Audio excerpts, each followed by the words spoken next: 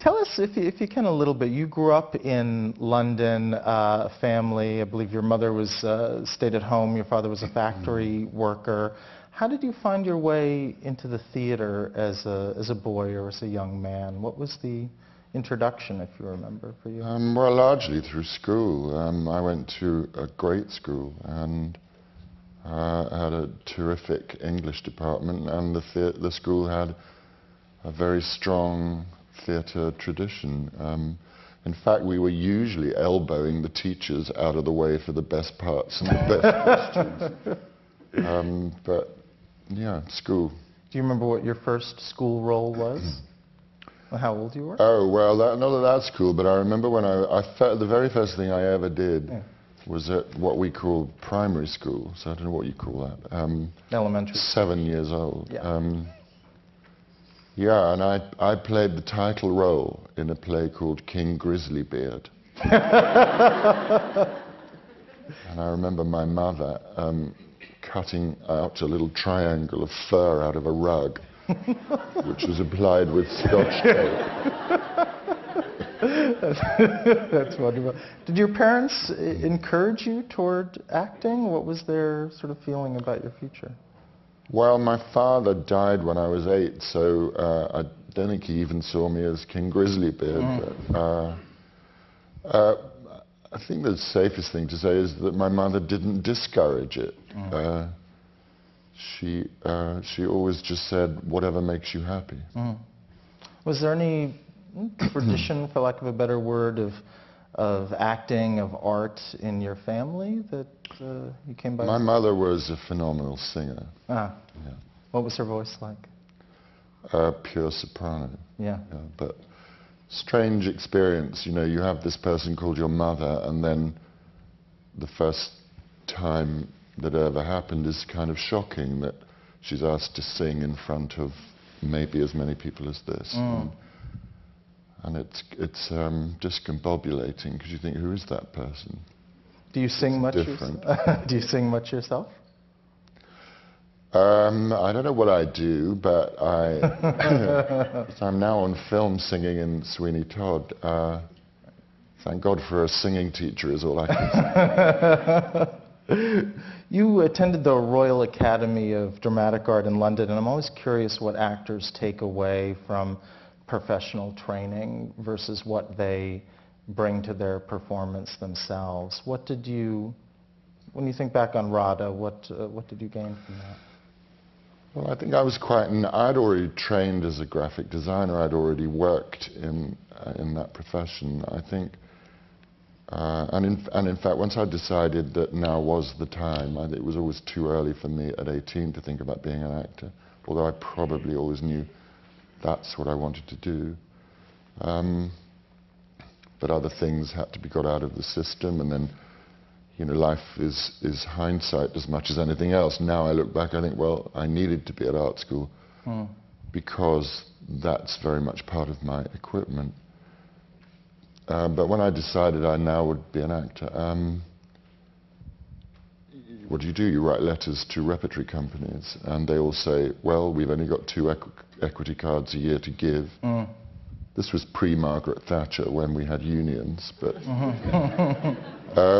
we've only got 2 equity cards a year to give, and you must accept that we are likely to give those to people who've trained. So then I thought, oh, well, I better train. But then it's going to be like a sausage factory, and I'll just be produced on a kind of assembly line. Well, nothing could be further from the truth, of course.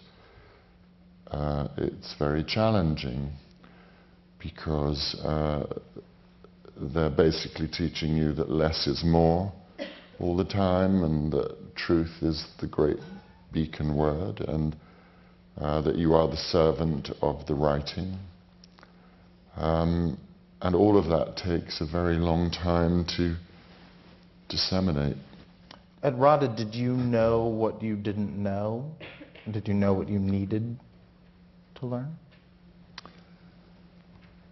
I think the thing about acting is that you've got, like a lot of things, a lot of activities, you've got this piece of your equipment called your head, And then there's this piece of equipment called your body, and then there's this dividing line called your neck that gets in the way in between. There's a wonderful Jules Pfeiffer cartoon, which is sort of appropriate, where he says, it's a series of drawings of heads, and he says, this is my head. It thinks, it talks, it charms. It has 100 wonderful tricks. I am proud of it. And there's a series of drawings of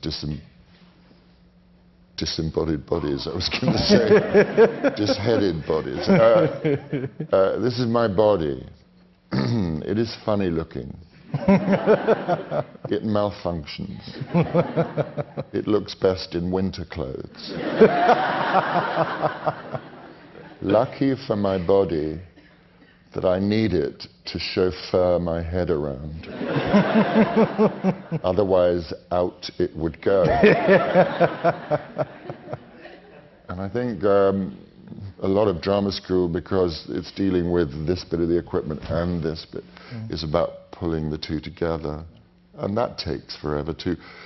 So, to answer your question, it's not really, as much as anything, it's about the teachers that you come into contact with who help you. For a lot of us, I'm sure, one of the things we enjoy quite a bit about your performances is your voice. When you got to RADA, do you remember what shape your voice was in? How similar it is to what we hear now? Well, it was, you know, as I was just saying to you, what I hear is not what you hear, so I don't even know what you're talking about. But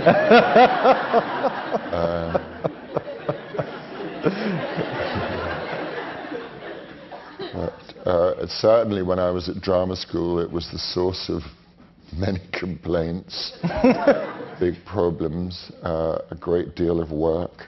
A lot of it's just to do with the architecture of your mouth, the sound you make. And then it's about the muscle strength in your tongue. And so once it all gets taken apart, you know, I had big problems. We were talking backstage a little bit about some of those complaints. So hard to imagine for me as someone who loves listening to you. I did think about bringing a phone book just to have you read it to see if that really is true. But what were some of the complaints? What did people feel like needed to be fixed about your voice training-wise? That I had very lazy diction, that I had a spastic soft palate, and that, as I was saying to you, my voice teacher said, you sound as if your voice is coming out of the back end of a drain pipe. So that's how cruel drama school is. It means, I suppose, basically, that I had to learn to bring it all forward. It was all kind of traveling backwards. At the time at RADA, were you thinking of a career, this goes to just how you sort of see performance, I guess, but thinking about a career on stage? Were they focusing on training for the BBC, for film? What was your sort of posture? Oh, I think only the theatre, because we don't really have a film industry. Set by kind of default, and then so I never thought about doing film at all. Was there an important stage role early on for you that maybe in hindsight even proved important or influential? Well, you know, I suppose you think in terms of, you can join up the dots of, well, I did this and then that led to working with that director and that play, and then that led to that. I ran screaming from the Royal Shakespeare Company the first time I was there. Why? Well, to me it became, you know, there's a rude definition of acting. I forget which of the English actors it was that coined it, but he called it shouting in the dark. And that was my experience at Stratford the first time. It was just literally that, you know, get out there and shout at each other. And I really couldn't handle it. So I left after a year, and as luck would have it, or one of those joining up the dot moments was I did a play by Dusty Hughes called Commitments at the Bush Theatre in London, which is tiny. It's a pub, but very important in British theatre history, and some great stuff has been done there, and you don't have to shout at all. Right. And it was a terrific and very political play. That led me to going to the Royal Court to do The Seagull. That eventually led me to doing an Afro-Ben play called The Lucky Chance at the Royal Court. And very specifically, that led me to do Les Liaisons Dangereuses back at Stratford. But this time back at Stratford, I kind of knew what I was there for. I was a bit more in control of my destiny, I suppose. It's interesting. Back then, I was sort of curious if you were an outlier or even a renegade in terms of not, let's say, going the Royal Shakespeare Company route, if there was sort of a well-paved path that RADA graduates were expected to take and you sort of made your own way, or if it was different. No, I don't. You see, one of the things that RADA perhaps suffers from is people's preconceptions about what it is and who comes out of it. You know, you've got to remember that it's people as diverse as Mark Rylance and Ben Whishaw and Imelda Staunton and Timothy Spall, and these are all RADA graduates. And others that you might not know, but it's like a grab bag of different types. So there isn't really any such thing as a RADA actor anymore. You mentioned Les Liaisons Dangereuses. That was your Broadway debut in 1987 as Valmont. A year later, John Malkovich played the role on film. I was sort of curious how you found that first Broadway experience, how maybe it was different from experience that you'd had on stage in England, or if it was just very similar. No, it's very different. It's, I mean, of course, you're doing the same play, and of course, we had arrived with a proven success, so that took some of the pressure off. But it is very different performing here in a good way, because you really do feel that theatre is part of the life of this city in a way that you don't in London. You know, London's so spread out as a city anyway. There isn't in any way the same kind of contact between people working. You know, you come out of the theatre and we go over the road to a bar or a restaurant and there's a bunch of actors who are all doing a show, and so you get to know each other here. Of course, it's kill or be killed here. You know, bad review and you're off anyway. So, is the collegiality or camaraderie different in London versus New York among actors? Yeah, I think it's better here. Why? Do you have a theory about why? Because it's smaller, because it's more contained. Yeah, and just again, what I was saying, well, you don't have a class system. That makes a huge difference in all sorts of areas. So, as an actor in New York, you are also just a person in New York. Right.